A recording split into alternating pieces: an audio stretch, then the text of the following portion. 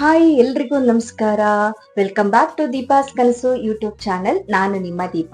ಇವತ್ತು ವಿಶೇಷವಾಗಿ ಅವಲಕ್ಕಿ ಲಡ್ಡನ್ನ ಮಾಡ್ತಾ ಇದ್ದೀನಿ. ಇದನ್ನ ನೀವು ದೇವರಿಗೆ ನೈವೇದ್ಯವಾಗಿಯೂ ಕೂಡ ಇಡ್ಬೋದು, ಇಲ್ಲ ಮಕ್ಕಳಿಗೆ ವಿಶೇಷವಾಗಿ ಒಂದು ಪ್ರೋಟೀನ್ ಲಡ್ಡು ಕೂಡ ಮಾಡ್ಕೊಡ್ಬೋದು. ಇದರಲ್ಲಿ ಬರೀ ಅವಲಕ್ಕಿ ಅಲ್ಲ, ನೆಲಗಡಲೆ ಇರುತ್ತೆ, ಹುರಿಗಡಲೆ ಇರುತ್ತೆ, ಎಲ್ಲದನ್ನ ಮಿಕ್ಸ್ ಮಾಡಿ ಒಂದು ಮಾಡುವಂತಹ ಲಡ್ಡು ತುಂಬಾ ಟೇಸ್ಟಿಯಾಗಿ ಇರುತ್ತೆ. ಇಲ್ಲಿ ಸಕ್ಕರೆ ಬಳಸಲ್ಲ, ಬೆಲ್ಲವನ್ನೇ ಬಳಸಿ ಮಾಡ್ತಾ ಇದ್ದೀನಿ. ತುಂಬಾ ಚೆನ್ನಾಗಿ ಬಂದಿದೆ. ನವರಾತ್ರಿ, ಶಿವರಾತ್ರಿ ಹೀಗೆ ಹಬ್ಬ ಹರಿದಿನಗಳಲ್ಲಿ ಎಲ್ಲ ನೀವು ಇದನ್ನ ಮಾಡ್ಕೊಂಡು ದೇವ್ರಿಗೆ ಕೂಡ ನೈವೇದ್ಯವಾಗಿ ಇಡ್ಬಹುದು. ಅವಲಕ್ಕಿ ಅಂದ್ರೆ ಆಲ್ಮೋಸ್ಟ್ ಎಲ್ಲಾ ದೇವರಿಗೂ ಕೂಡ ಪ್ರಸಾದವನ್ನ ಮಾಡ್ಬೋದಲ್ವಾ. ಹಾಗಾಗಿ ಇದು ನೈವೇದ್ಯಕ್ಕೂ ಆಗತ್ತೆ, ತಿನ್ನೋದಕ್ಕೆ ಮಕ್ಕಳಿಗೂ ಕೂಡ ಆಗತ್ತೆ. ಹಾಗಾದ್ರೆ ಹೇಗ್ ಮಾಡೋದು ಅಂತ ಕ್ವಿಕ್ ಆಗಿ ನೋಡ್ಕೊಂಡ್ ಬರೋಣ ಬನ್ನಿ. ನಾನು ಇಲ್ಲಿ 1 ಕಪ್ಪಿನಷ್ಟು ಅವಲಕ್ಕಿಯನ್ನ ತಗೊಂಡಿದ್ದೀನಿ. ಹಾಗೆ ಸಿಪ್ಪೆ ತೆಗೆದ ಹುರಿಗಡಲೆ, ಇದು ಹುರಿಗಡಲೆಯನ್ನ 1/4 ಕಪ್ಪಿನಷ್ಟು ತಗೊಂಡಿದ್ದೀನಿ. ನೆಲಗಡ್ಲೆ 1/4 ಕಪ್ಪಿನಷ್ಟು, ಬಾದಾಮಿ ಸ್ವಲ್ಪ ಪೀಸ್ ಮಾಡಿ ತಗೊಂಡಿದ್ದೀನಿ. ಹಾಗೆ ಏಲಕ್ಕಿ 2ರಿಂದ 3, ಕಾಯಿ ಸ್ವಲ್ಪ 1/4 ಕಪ್ಪಿನಷ್ಟು, ಬೆಲ್ಲ 1/3 ಕಪ್ಪಿನಷ್ಟು, ಸ್ವಲ್ಪ ದ್ರಾಕ್ಷಿ, ಹಾಗೆ ತುಪ್ಪ 3/4 ಕಪ್ಪಿನಷ್ಟು, ನೀರು. ಇಷ್ಟು ಬೇಕಾಗತ್ತೆ ನಮ್ಗೆ ಇಲ್ಲಿ ಮಾಡೋದಕ್ಕೆ.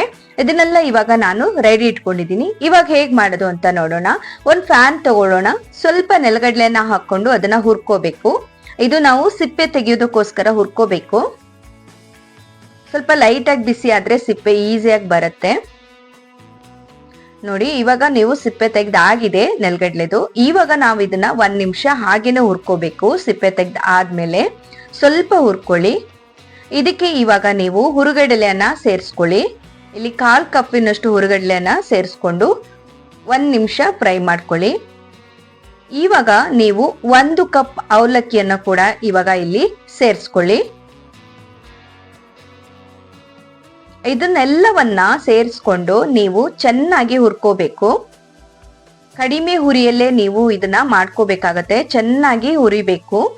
3 ನಿಮಿಷ ಹುರಿದ್ರೆ ಸಾಕಾಗತ್ತೆ. ನೋಡಿ, ಇದು ಇವಾಗ ಆಗ್ತಾ ಇದೆ.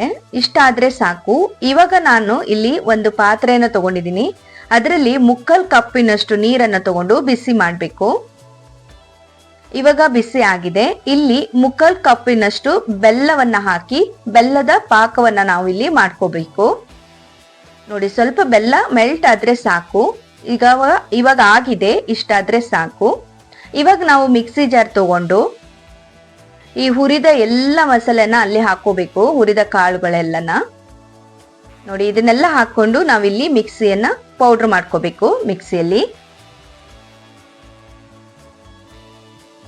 ಇಲ್ಲಿ ಪೌಡರ್ ಮಾಡುವಾಗ ನೈಸ್ ಆಗಿ ಪೌಡರ್ ಮಾಡ್ಬೇಡಿ. ಸ್ವಲ್ಪ ಅದು ಟಚ್ ಮಾಡಿದ್ರೆ ನಮ್ಗೆ ರವೆ ತರ ಫೀಲ್ ಆಗ್ಬೇಕು. ಆ ತರ ಪೌಡರ್ ಮಾಡ್ಕೊಳ್ಳಿ. ನೋಡಿ, ಇಲ್ಲಿ ಅದೇ ತರ ಆಗಿದೆ. ಇವಾಗ ನಾವು ಒಂದು ಫ್ಯಾನ್ ತಗೊಳ್ಳೋಣ. ಈ ಫ್ಯಾನಿಗೆ ತುಪ್ಪವನ್ನ ಹಾಕೊಂಡು ಇಲ್ಲಿ ಪೀಸ್ ಮಾಡಿದಂತಹ ಬಾದಾಮಿಯನ್ನ ಸೇರಿಸ್ಕೊಂಡು ಸ್ವಲ್ಪ ಫ್ರೈ ಮಾಡ್ಕೊಳ್ಳೋಣ.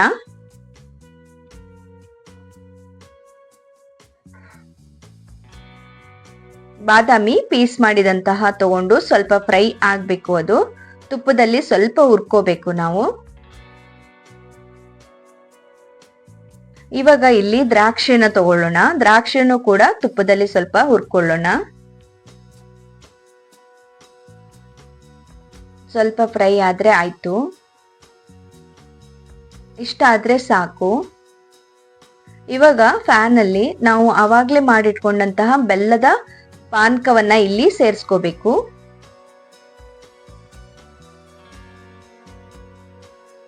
ನೋಡಿ, ಇದು ಸ್ವಲ್ಪ ಕುದೀತಾ ಇರುವಾಗ್ಲೇ ನಾವು ಇದಕ್ಕೆ ಮಿಕ್ಸಿ ಮಾಡಿಕೊಂಡಂತಹ ಪೌಡ್ರನ್ನ ಇಲ್ಲಿ ಹಾಕೋಬೇಕು.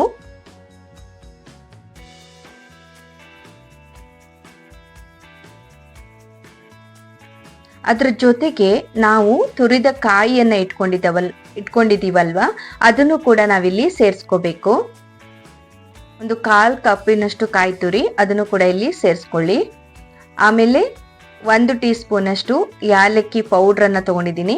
ಈ ಏಲಕ್ಕಿ ಪೌಡ್ರನ್ನು ಕೂಡ ನೀವಿಲ್ಲಿ ಸೇರಿಸ್ಕೊಳ್ಳಿ. ಇವಾಗ ಇದನ್ನ ಚೆನ್ನಾಗಿ ಮಿಕ್ಸ್ ಮಾಡ್ಕೋಬೇಕು. ಅದ್ರ ಜೊತೆ ಚೆನ್ನಾಗಿ ಗಟ್ಟಿ ಆಗ್ಬೇಕು ಅದು ಬೆಲ್ಲದ ಜೊತೆ.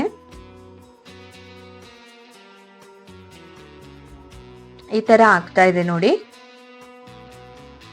ಇವಾಗ ನಾವಿಲ್ಲಿ ಹುರಿದ ಬಾದಾಮಿ ಮತ್ತೆ ದ್ರಾಕ್ಷಿಯನ್ನು ಕೂಡ ಸೇರಿಸ್ಕೊಂಡು ಚೆನ್ನಾಗಿ ಕಲ್ಸ್ಕೋಬೇಕು.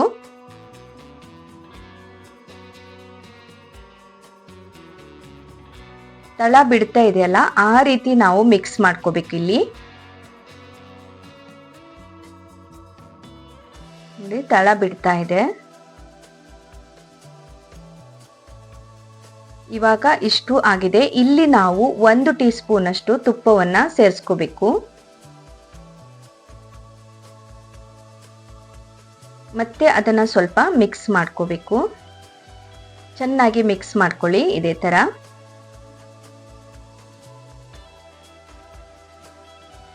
ನೋಡಿ ಇವಾಗ ತಳ ಬಿಡ್ತಾ ಇದೆ ನೋಡಿ, ಈ ತರ ಆಗ್ಬೇಕು. ಸ್ವಲ್ಪ ಗಟ್ಟಿ ಆಗ್ಬೇಕು ಅದು.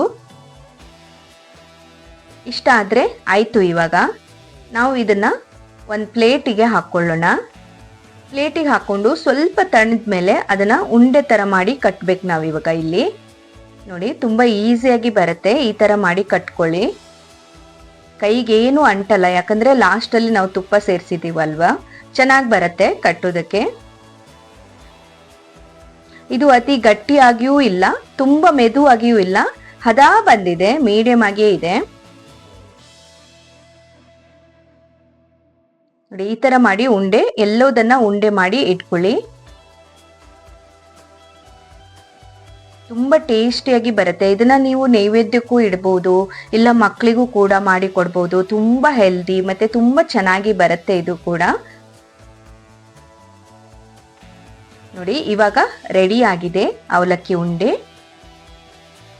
ಈ ಅವಲಕ್ಕಿ ಉಂಡೆ ನಿಮ್ಗೆ ಇಷ್ಟ ಆದ್ರೆ ಪ್ಲೀಸ್ ವಿಡಿಯೋಗೊಂದು ಲೈಕ್ ಮಾಡಿ, ಹಾಗೆ ಫ್ರೆಂಡ್ಸ್ ಫ್ಯಾಮಿಲಿ ಜೊತೆ ಕೂಡ ಶೇರ್ ಮಾಡಿ.